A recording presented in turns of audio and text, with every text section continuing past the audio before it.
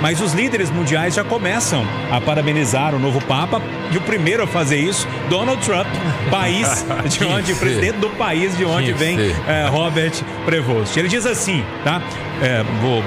Em literal aqui, seria mais ou menos o seguinte: parabéns ao cardeal Robert Francis Prevost, que foi nomeado Papa. Não vejo a hora de conhecer o Papa Leão XIV. Será um momento significativo, disse o presidente norte-americano Donald Trump. Pois bem, vamos tentar entender agora quem é esse novo Papa, esse novo homem escolhido pelos cardeais para tocar a Igreja Católica a partir de agora. Padre Samuel, o senhor acompanhou atentamente as palavras de Leão XIV.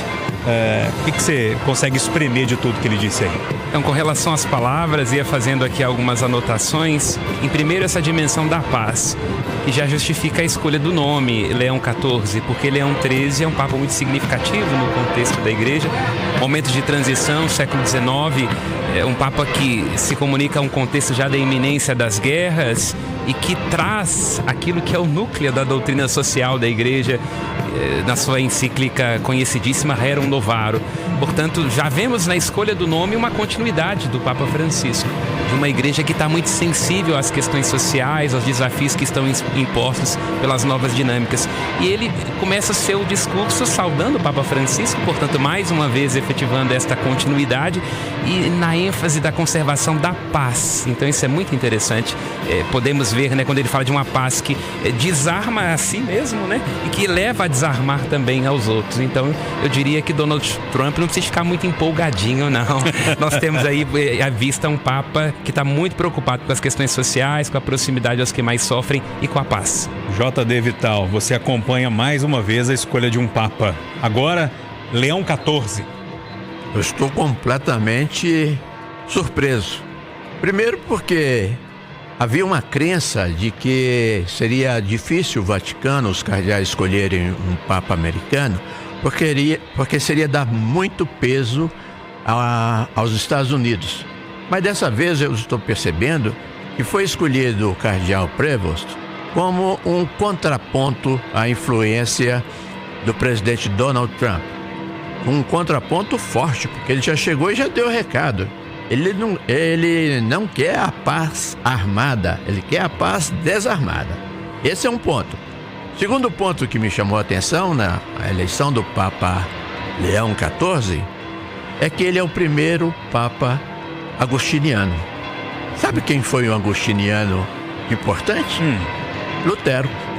Então, o Lutero, nos anos de 1500, ele era um agostiniano e promoveu o grande cisma da igreja, que resultou na maior população americana dos chamados evangélicos, dos protestantes. Então, a escolha de um Papa americano agostiniano me parece como um sinal de ponte para que a igreja continue no seu caminho ecumênico. Padre Jorge, como é que se ouviu aí as primeiras palavras do Papa Leão XIV? Para começar, eu queria dizer que eu estou felicíssimo com a escolha do Papa Leão XIV, justamente porque ele colocou um detalhe ali também. Ele falava do seu pronunciamento. No momento ele colocou agostiniano, trazendo de volta essa questão de Santo Agostinho, mas também Santo Agostinho, eu dizia antes, um grande teólogo, cuja igreja bebe dessas fontes riquíssimas de Santo Agostinho. Santo Agostinho e Tomás de Aquino, para nós, são duas expressões importantíssimas da teologia da igreja.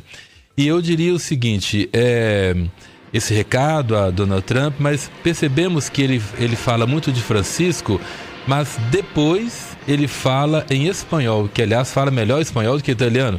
O italiano eu creio o italiano ali por causa do nervosismo, mas ele volta para a América Latina. Percebemos isso? Francisco veio da América Latina, ele retoma a América Latina falando em espanhol, agradecendo as pessoas ali da sua diocese aqui na América Latina, me parece que o Peru, não é?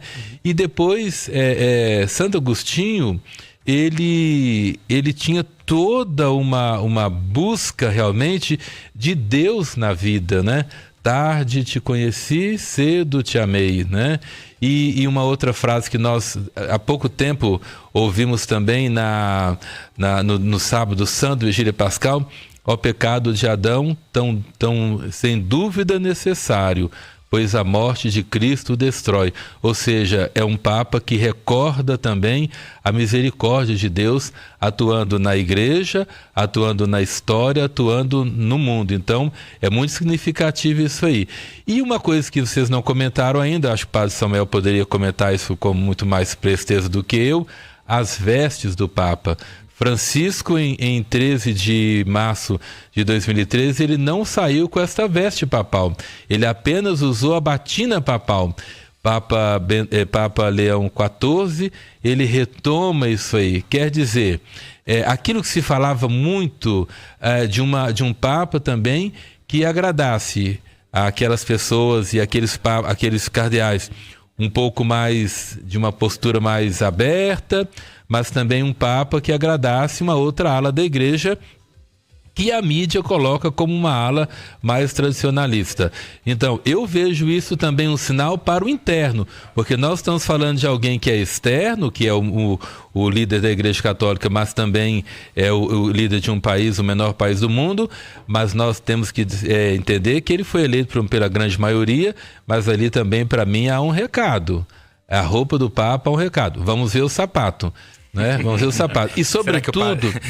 vai voltar a vestir Prada? Então, o Prada não é tanto importante, o simbolismo da cor, mas também o simbolismo da cor desta veste que o Papa usa significa o sangue dos mártires. Ele traz agora sobre si o sangue dos mártires, e o sangue dos mártires com o qual foi feita a igreja. E uma coisa interessante, a veste do Papa simboliza o sangue das pessoas marginalizadas que sofrem no mundo. Então, é muito importante a cor vermelha que o Papa Leão XIV coloca na sua veste também. Ou seja, é um Papa que vem ali meio que uma continuidade de Francisco, mas Spiro non mucho, né? Traz mais para o centro ali a história. Ele é Francisco, ele traz Francisco na sua origem. Foi nomeado por Francisco, mas ele disse: sou agostiniano. Entendi. Estamos no meio do caminho ali. Agora, 2h50, eu já vou chamar a Edilene Lopes, que ela vai trazer informações também do mundo, né? Que começa a parabenizar o Papa. Mas só pra gente fechar a nossa mesa aqui, eu quero trazer a Silvana Lobo também. Silvana, a gente tá numa mesa de especialistas aqui, nós dois como leigos, né? Mas eu queria ouvir do leigo mesmo, ou da leiga mesmo. Como é que você viu as primeiras palavras do Leão XIV? Como é que você viu essa escolha? Qual que é o sentimento que você tem aí? Júnior, pra mim, eu achei a cara dele muito boa, que a gente tem mania disso, né? Ele tem uma cara A gente foi com a cara dele? Ele tem uma carinha boa, uma carinha de gente boa, uma cara de... Boa praça. Simpático, boa praça. Aparentemente é isso, principalmente naquela emoção que ele traduziu naqueles primeiros minutos em que ele ficou calado. Também achei que se desse o microfone ele não ia falar, porque ele estava realmente embargado com aquilo ali. E fiquei imaginando o que ele pensou naqueles minutos, né? Dentre esses são diversos, inclusive aquele: Pai, afasta de mim esse cálice, porque na hora estreia um abacaxi danado que ele está assumindo. Isso porque, é uma pompa, é um orgulho, é muito bom, mas é um senhor abacaxi. Porque, independentemente dele ser o líder da Igreja Católica, ele é um líder religioso e é respeitadíssimo por todas as demais religiões. Me parece que é a última autoridade moral quando a gente fala de líder de um país, assim, Exatamente. Né? Principalmente quando se vê que a finalidade desse líder não é que o seu país se dê bem, não vai discutir taxa com Donald Trump, nem com China, nem com nada disso, mas ele tem desafios ali importantíssimos nesse momento que o mundo está vivendo.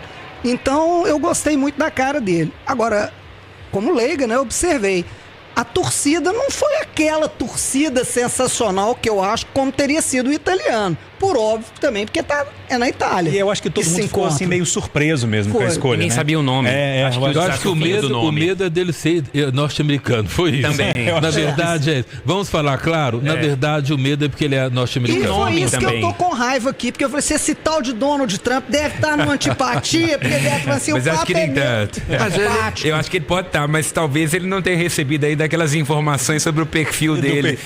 Mas o ele nome não tem cara de americano, não, né? Não tem. Ele tem uma cara morena. Tem um banho É mais peruano do que aqueles louros dolicocéfalos americanos, não é isso mesmo?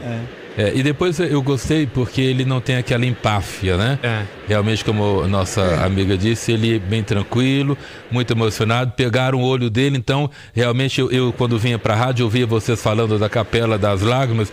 Eu acho que ele lavou a capela. Bastante, né? Lavou a capela com as lágrimas. E isso é muito bonito, porque não é só saiu ali na sacada, mas saiu com emoção. Sim. Isso é muito importante. Estava chorando. E com essa emoção que traz o coração, aquilo que Exupéry dizia, né? O essencial é invisível aos olhos, só se bem com o coração. Eu diria que é um papa de coração.